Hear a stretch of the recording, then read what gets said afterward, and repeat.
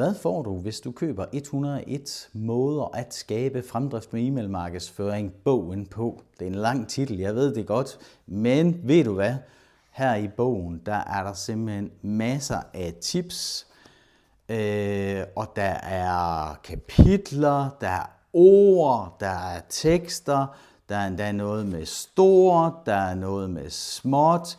Jeg tror simpelthen også, hvis vi er så heldige, der er tegninger, jamen der er alt muligt lækkert i den her bog. Der var også en QR-kode, kunne man lige se.